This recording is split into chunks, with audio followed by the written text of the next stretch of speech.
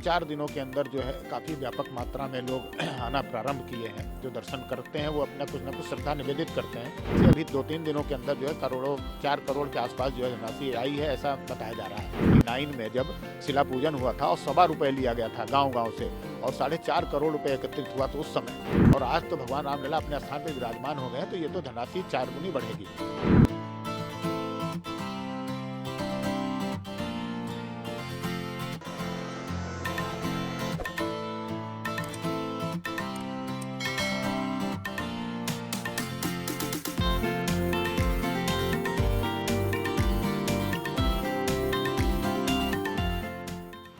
देश भर से आने वाले श्रद्धालु जो हैं उनका अपना समर्पण है और वह अपने समर्पण के उसमें कोई धनराशि दे रहा है, कोई सोने चांदी को दे रहा है।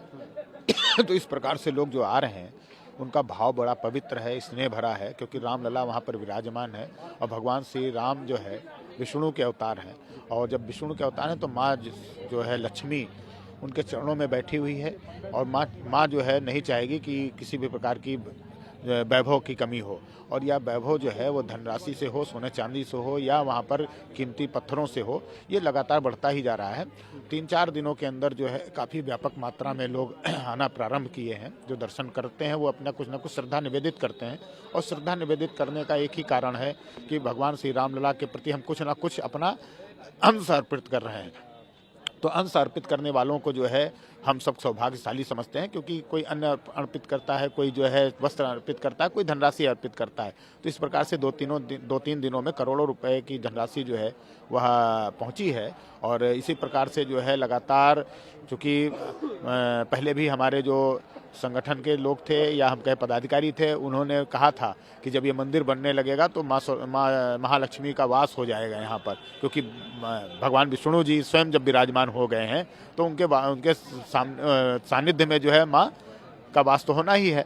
तो आज जो है करोड़ों रुपए की जो धनराशि है वो इसी का आधार है और इसी प्रकार से बढ़ोतरी हो रही है। तीसरा चौथा दिन है, लगभग कितना अमाउंट जो है अभी तक कवर हो चुका है, कितना अमाउंट? देखिए, अमाउंट का जहाँ तक है, ऑनलाइन जो देने वाले लोग हैं वो तो सीधे बैंकों में भेज रहे हैं और बैंकों में भेजने के कारण जो है उसकी गिनती तो उन्हीं से प्राप्त होगी।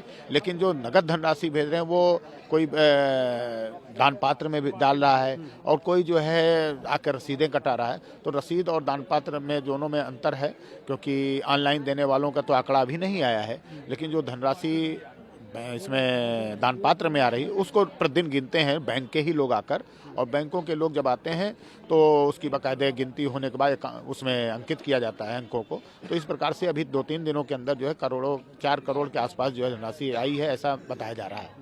वीवीआईपी का जो दान है वो कैसे कैटेगराइज? देखिए, वीवीआईपी और वीआईपी या हम कहें आम जनमानस जो है वो सभी बराबर हैं, लेकिन सबकी देने की अलग अलग एक दायरा उन्होंने बना रखा है। जैसे वीआईपी है या कोई आम आदमी भी चेक देता है, लेकिन वीआईपी भी चेक काटता है और ऑनलाइन भी भेजता है। तो घर बैठे वो यूपीआई के तहत या मान लीजिए इसके ऑनलाइन जो है वो अपने यहाँ से ही मोबाइल से द्वारा भेज देता है।